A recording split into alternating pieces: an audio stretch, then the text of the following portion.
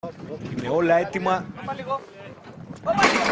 Και πάμε για την εκκίνηση. Έφυγε με μικρή διστακτικότητα ο Μέτων από το μηχάνημα εκκίνηση. Αμέσως για το κεφάλι περνάει ο Επιούσιος Άρτος. Επιούσιος Άρτος, το νούμερο 1, βγαίνει μπροστά, ακολουθούμενος από το νούμερο 2, τον Refuse to Lose.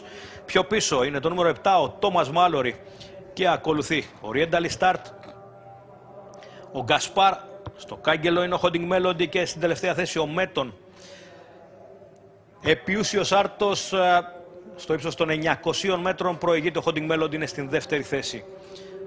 Πιο πίσω θέλει να ακολουθήσει από μέσα ο Τόμας Μάλορι, απ' έξω είναι ο Oriental Start, ο Γκασπάρ, ο Holding Melody και ο Μέτων. Λίγο πριν από το ύψος των 600 μέτρων, Επιούσιος Άρτος και Refuse to Lose. Επιούσιος Άρτος και Refuse to Lose. Ο Επιούσιος Άρτος έχει μια διαφορά περί τα 2 μήκη από το Refuse to Lose και έχουν και οι δύο ικανή διαφορά από τους υπόλοιπους. Μπήκαμε στην ευθεία, Επιούσιος Άρτος και Refuse to Lose. Και πάμε για τα τελευταία μέτρα, Επιούσιος Άρτος και Refuse to Lose, που θέλει να τον πλησιάσει. Επιούσιος Άρτος και Refuse to Lose. Ο Refuse to Lose που φαίνεται να έχει τις δυνάμεις για να περάσει μπροστά και περνάει μπροστά. Refuse to Lose περνάει μπροστά. Ο Επιούσιος Άρτος είναι στη δεύτερη θέση, έρχεται ο Μέτων πάρα πολύ δυνατά. Για να δούμε, θα προλάβει ο Μέτων, θα προλάβει, θα τερματίσει δεύτερος. Ο Επιούσιος Άρτος τρίτος και στην τέταρτη θέση ο Oriental Start.